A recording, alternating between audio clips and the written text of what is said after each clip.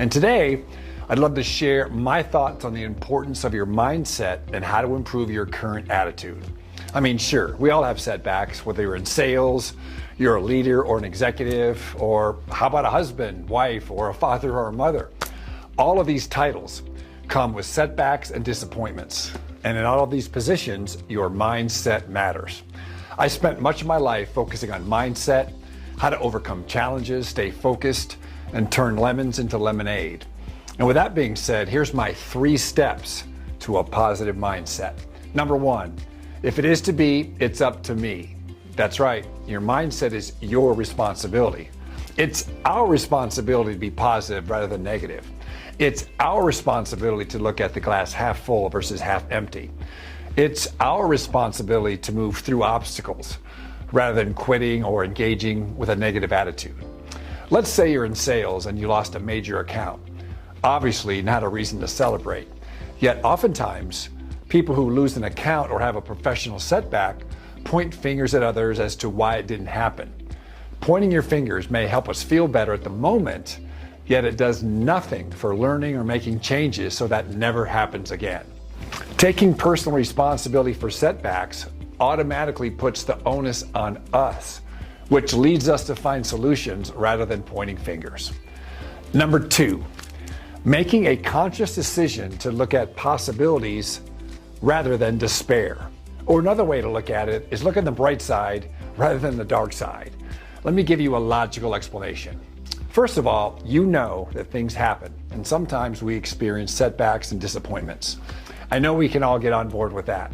And if that's true, which it is, focusing on the problem, setback or disappointment, only makes it worse and makes us feel worse, which causes the downward spiral. Since you know it's not personal, nor is it the end of the line for you, meaning it's not going to kill you, it would make sense then to focus on a solution or an opportunity rather than descend into the abyss of mediocrity and self-pity by focusing on the problem with a bad attitude. Now, how do we do that? A bad attitude is a deeper issue. It stems from your belief system. Changing your beliefs can be difficult for some and can take some time. Yet the first step is being conscious of your negative responses to problems. Here's a question you can ask yourself. I know this isn't the outcome I wanted, so what can I learn from this so it doesn't happen again? And what can I do to change the situation now? Simply asking yourself this question or one of those questions will cause you to shift your focus, which will change how you feel and what you do. Number 3 is something you can do right now and take it to the bank. It's called acting as if. And number 3 is acting as if you're in a good mood until it becomes a habit. How do I do that? Again, it's about your mindset and the questions you ask yourself. Here's a few as if questions that will be helpful for you. Number 1, if I knew today was going to be my best day ever, what type of attitude and energy level would I have and how would I treat people? Number 2, if I knew this situation will help me get closer to my goal, what type of attitude and action steps would help me succeed? Number 3, if I knew the challenges I'm having right now are preparing me for my best quarter ever, what type of attitude would I have today?